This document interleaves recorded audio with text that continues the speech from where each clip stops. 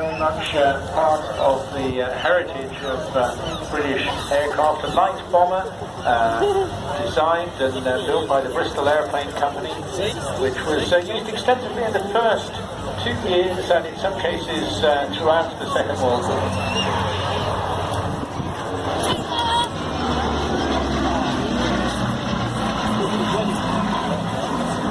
Extraordinarily enough, though, the initial design of this aircraft was for a civilian airliner, and the intention was to produce the fastest commercial aircraft in Europe, and it was known then as the Type 142.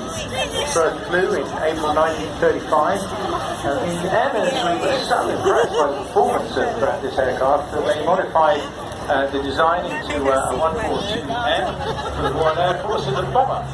Deliveries of the newly named Blenheim to RAF squadrons commenced in March 1937.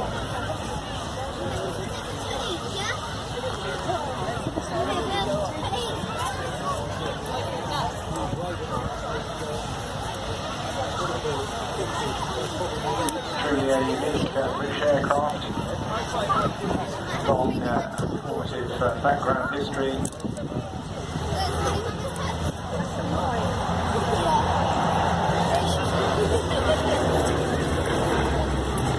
Now featured not just this aircraft, but many of John Romain's stable of fabulously restored aircraft over at Duxford, utilised by the movie industry.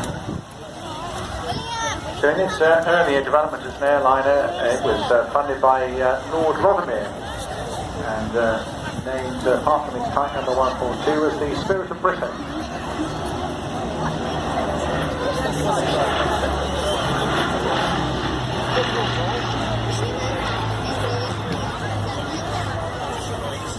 Following its conversion to bomber category for the Royal Air Force,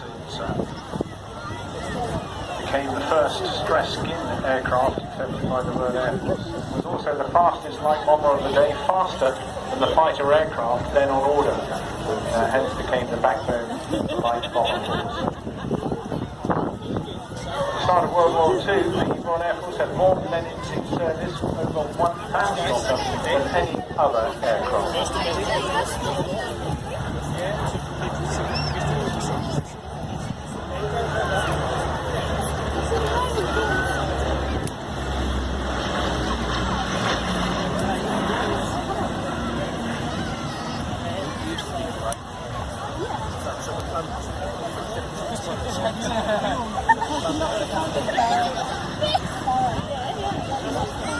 Very much bore the brunt of the early war bombing efforts, and its crews paid, like so many others, a heavy price defending the nation. It was frequently pressed into roles that it was not really designed for, such as long-range fighter and night fighter roles, thus becoming effectively the very first multi-role aircraft.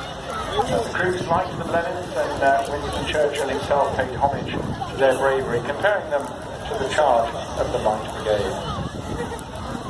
This particular aircraft, though, the fruit of a long restoration program of immense determination by the team at the Aircraft Restoration Company. It was recovered in a derelict state in Canada. It was restored once to fly after a 12-year project. Made its debut flight in '87, but was then tragically wrecked only 4 weeks after its return to the air. But the second restoration was determined after all that effort to ensure that the Blenheim would fly again, and the decision was made to resurrect another Blenheim. This one took 5 years in the restoration phase, and just tremendous to be able to see them flying. Of course, now one of only two of our famous British World War bombers, this one and the other one, you will hopefully see very shortly in the guise of the Lancaster.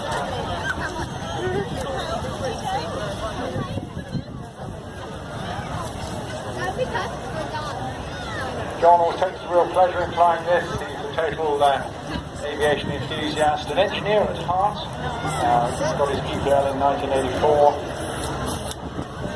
Chipmunk, Harvard and Beach 18 before going on to get his commercial pilot's license. And then acquired a lot of aerobatic and formation flying skills. And of course, was involved in restoration, and then went on to fly the Blenheim, and has also flown the E-25 as well.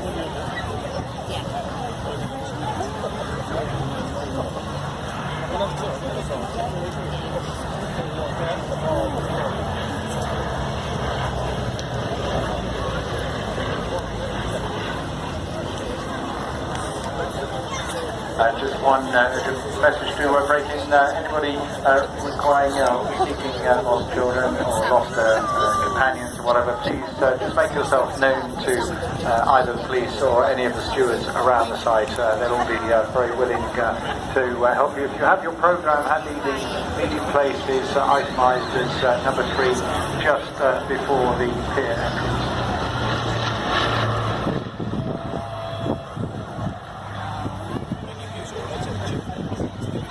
So it sounds absolutely spot on, doesn't it? This aircraft and engines, superb condition. John, I know, will be very pleased to be able to demonstrate it here today.